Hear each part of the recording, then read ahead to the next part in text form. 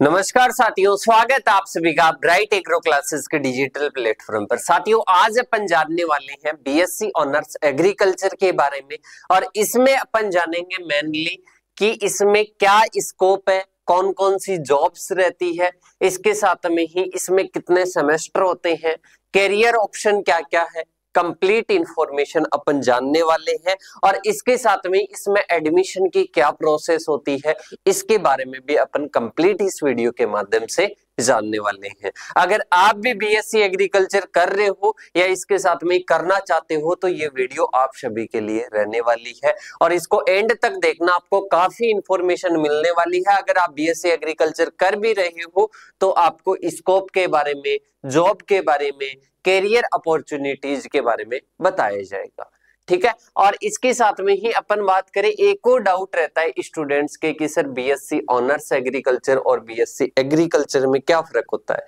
बेटा, BSc honours agriculture जो है वो एक प्रोफेशनल कोर्स है और इसके साथ में बीएससी एग्रीकल्चर की अपन बात करें तो वो एक नॉर्मल डिग्री है। ये 2018 से पहले को देखने को मिलती थी बीएससी एग्रीकल्चर, अभी ज्यादातर अपने ओनली बीएससी ऑनर्स एग्रीकल्चर ही रहता है। देखिएगा, सबसे पहले अपन कंप्लीट इंफॉर्मेशन इस वीडियो में जानने वाले हैं और पीपीटी के माध्यम से सारी चीजों को अपन समझने वाले हैं। उसके पहले अपन जान लेते हैं कि ये सारी चीजें तो अपन जानेंगे ही जानेंगे। सबसे पहले कि एडमिशन की प्रोसेस क्या होती है, कि आप जब भी बीएससी एग्रीकल्चर में एडमिशन लेते हो तो एग्रीकल्चर में एडमिशन लेने के लिए कितने ऑप्शन रहते हैं आपके साथ में। तो इसमें सबसे पहला ऑप्शन रहता है सीयूईटी का, कॉमन यूनिवर्सिटी एंट्रेंस टेस्ट, और इसके साथ में ही जो अपनी जितनी भी सेंट्रल यूनिवर्सिटीज है लगभग वो इसके माध्यम से फिर क्या करती है, अपनी अपनी काउंसलिंग करवाती है और ये टेस्ट लगता है, सेंट्रल लेवल का रहता है। इसके साथ में इसी के मार्क्स के आधार पर आईसीआर भी अपना क्या करवाता है, काउंसलिंग की प्रोसेस करवाता है। तो पहला क्या हो गया, सीयूईटी और आईसीआर के माध्यम से आपको क्या मिलता है, एडमिशन मिलता है। इसके बाद में नेक्स्ट अपना ऑप्शन रहता है वो अपने हैं, जैसे कि एक तो सीयूईटी हो गया, इसके बाद में आता है स्टेट एग्जाम्स। जैसे राजस्थान में अपन बात करें तो राजस्थान में जेट का एग्जाम है, इसी प्रकार से सभी स्टेट में क्या रहते हैं, अलग अलग एग्जाम रहते हैं, वो आ जाएंगे, ठीक है। तो ये दो ऑप्शन रहता है, एक तो सीयूईटी मतलब जो सेंट्रल लेवल का एग्जाम है उसके बेस पर, एक अपने आता है स्टेट लेवल का जो एग्जाम होता है उसके बेस पर। इसके साथ में ही अपन बात करते हैं नेक्स्ट, एडमिशन की जो प्रक्रिया है वो समझ में आ गई। फिर भी कोई भी अगर साथी कर रहा है, कुछ पूछना चाहता है तो इन नंबरों पर कॉल कर सकता है। इसके साथ में ही अब अपन जानेंगे सबसे पहले कोर्स की इंफॉर्मेशन। जो अपने बीएससी ऑनर्स एग्रीकल्चर का जो कोर्स रहता है वो कितने ईयर का रहता है, कि सर 4 ईयर का रहता है। इसमें 3 ईयर एग्जाम चलते हैं, थ्योरेटिकल और प्रैक्टिकल दोनों, और लास्ट के ईयर में ओनली क्या रहते हैं, ओनली रावे प्रोग्राम वगैरह रहता है, मतलब ओनली प्रैक्टिकल रहता है, ठीक है। और 4 साल की अवधि होती है और सेमेस्टर वाइज रहती है, एक ईयर में 2 सेमेस्टर रहते हैं, तो 4 में कितने हो जाएंगे, 8 सेमेस्टर। टोटल कितने सेमेस्टर होते हैं बेटा, इसमें 8 सेमेस्टर होते हैं। 8 सेमेस्टर में प्रत्येक सेमेस्टर की बात करें तो लगभग 10 सब्जेक्ट होती है। कितनी होती है, 10 सब्जेक्ट। 6 डीन कमेटी के सिलेबस में तो अभी कम कर दी, पर लगभग 10 होती है। जैसे कि अगर मैं मेजर सब्जेक्ट की बात करूं तो एग्रोनॉमी आ जाएगी, सॉइल साइंस आ जाएगी, और इसके साथ में एग्रीकल्चर इकोनॉमिक्स आ जाएगी, इसके साथ में कीट विज्ञान एंटोमोलॉजी आ जाएगी, इसके साथ में ही प्लांट पैथोलॉजी आ जाएगी, इसके साथ में वाटर मैनेजमेंट के भी कुछ कोर्स रहते हैं जो कि एग्रोनॉमी में आ जाते हैं, हॉर्टिकल्चर के आ जाते हैं, एनिमल साइंस के आ जाते हैं, इसी प्रकार से फॉरेस्ट्री वगैरह का कोर्स आ जाता है। इस प्रकार से अपनी पूरी एग्रीकल्चर में इंजीनियरिंग वगैरह के कोर्स आ जाते हैं, मतलब ये अलग अलग मुख्य सब्जेक्ट्स रहती है, ठीक है। जो लास्ट का ईयर रहता है इसमें ओनली क्या रहता है, ग्रामीण जो कार्य रहते हैं उनका अपने को अनुभव, मतलब रावे प्रोग्राम होता है।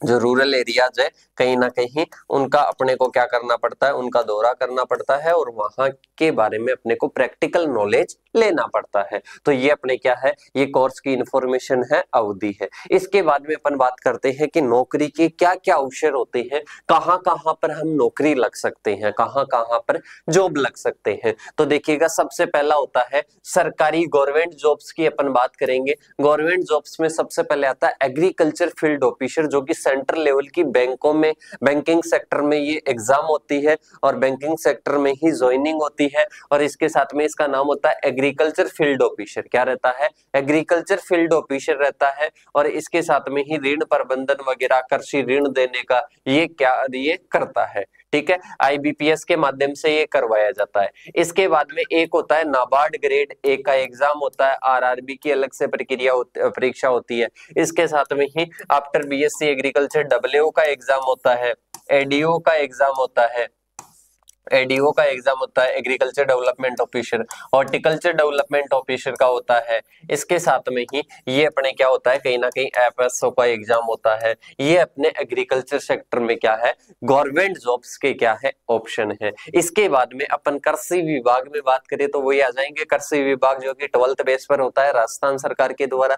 इसके साथ में कृषि विकास अधिकारी मतलब एग्रीकल्चर डेवलपमेंट ऑफिसर। इसके साथ में ही जो डिस्ट्रिक्ट विकास अधिकारी होता है, कृषि अधिकारी होता है, उसकी अपन बात करें तो ये एओ होता है। और ये आफ्टर एमएससी अपने को देनी पड़ती है। डब्ल्यू जो है असिस्टेंट एग्रीकल्चर ऑफिसर, ये आप दे सकते हो आफ्टर बीएससी एग्रीकल्चर। इसके साथ में ही अपने आती है जो आरपीएससी है, उसकी अलग से मतलब अलग अलग राज्यों में क्या निकलती है, अलग अलग भर्तियां निकलती है। अन्य की बात करें तो FCI food corporation of India के द्वारा, इफको के द्वारा, खरीबको के द्वारा, इनके द्वारा क्या निकलती है, वैकेंसियां निकलती है एग्रीकल्चर सेक्टर में। इसके बाद में आती है निजी मतलब प्राइवेट सेक्टर में अपन कहां कहां जा सकते हैं।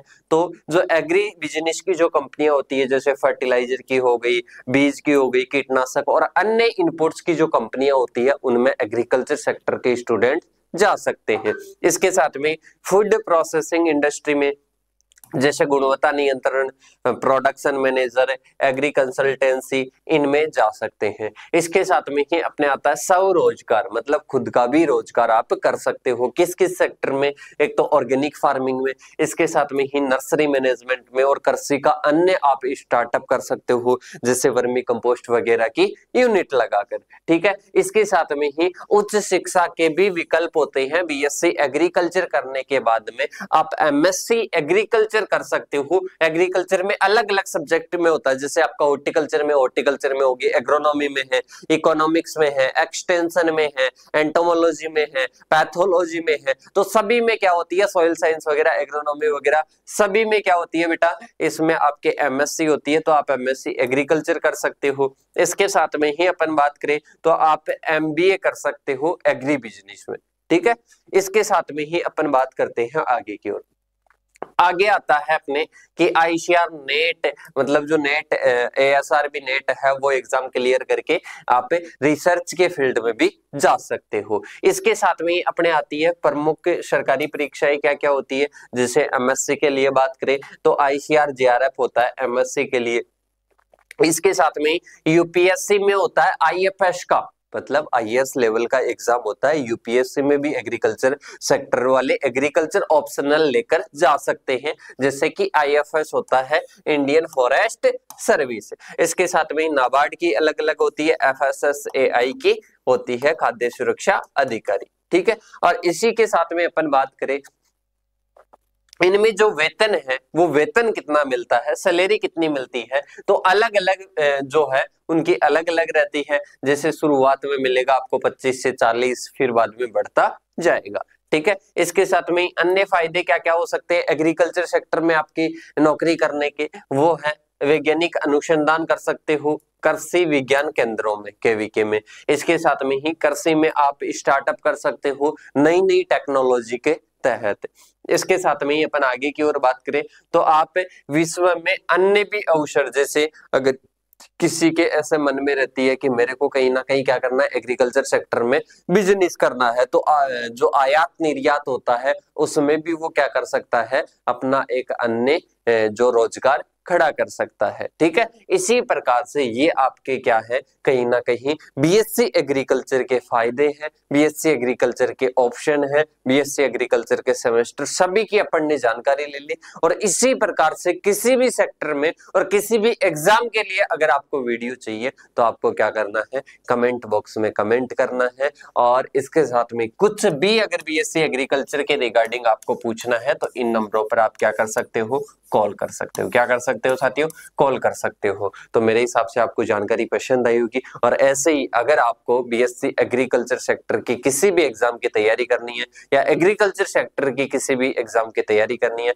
तो चैनल पर नहीं हो तो चैनल को सब्सक्राइब कर लेना, क्योंकि ब्राइट एग्रो क्लासेस इन सभी एग्जाम्स की इंफॉर्मेशन और इनकी तैयारी करवाता है आप सभी को। तो मिलते हैं नेक्स्ट सेशन में, तब तक के लिए जय हिंद जय भारत साथियों।